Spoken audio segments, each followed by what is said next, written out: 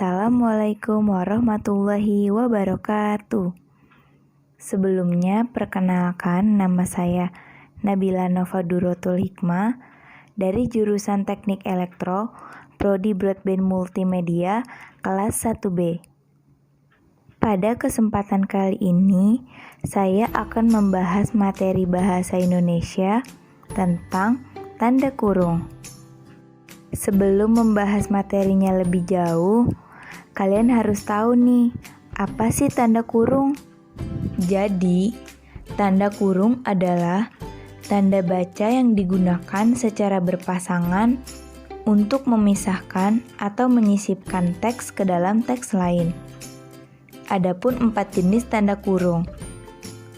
Yang pertama, tanda kurung lengkung. Yang kedua, tanda kurung siku. Yang ketiga, tanda kurung kurawal. Yang keempat, tanda kurung sudut. Yuk simak videonya.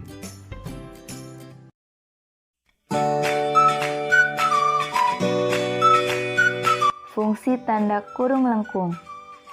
Tanda kurung lengkung dipakai untuk mengapit tambahan keterangan atau penjelasan.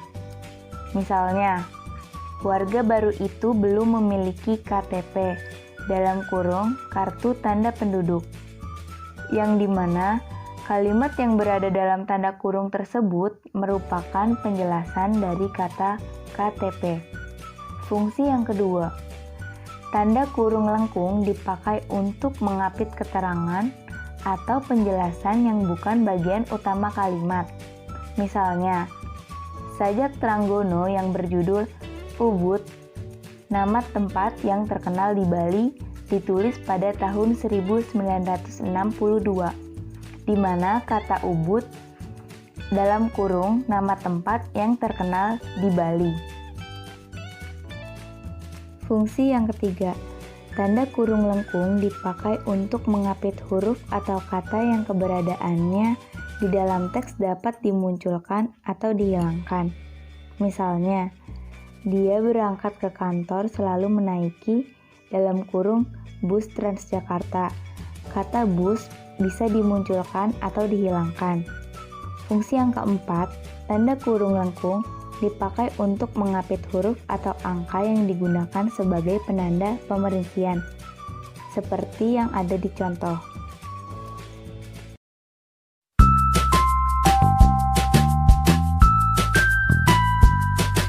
Fungsi tanda kurung siku. Tanda kurung siku dipakai untuk mengapit huruf, kata, atau kelompok kata sebagai koreksi atau tambahan atas kesalahan atau kekurangan di dalam naskah asli yang ditulis orang lain. Misalnya, Sang Sapurba mendengar bunyi gemerisik. Fungsi yang kedua, tanda kurung siku dipakai untuk mengapit keterangan dalam kalimat penjelas yang terdapat dalam tanda kurung. Misalnya, persamaan kedua proses itu, perbedaannya dibicarakan di dalam bab 2. Lihat halaman 35-38. Perlu dibentangkan di sini.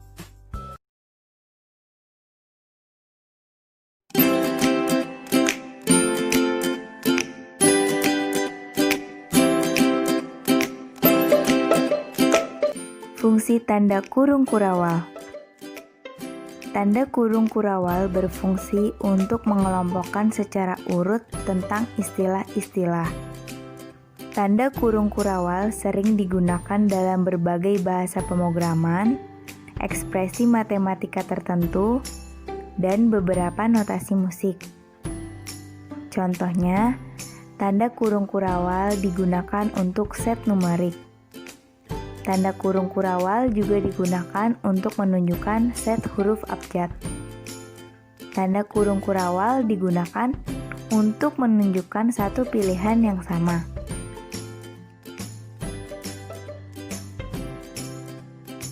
Nah, kita sudah sampai ke pembahasan yang terakhir, yaitu tanda kurung sudut.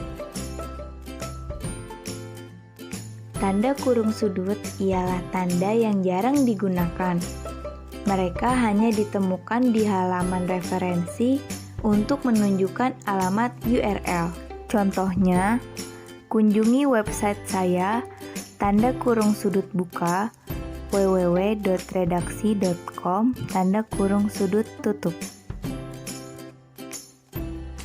Itu saja yang dapat saya sampaikan. Kurang lebihnya mohon maaf. Wassalamualaikum warahmatullahi wabarakatuh. Terima kasih semuanya.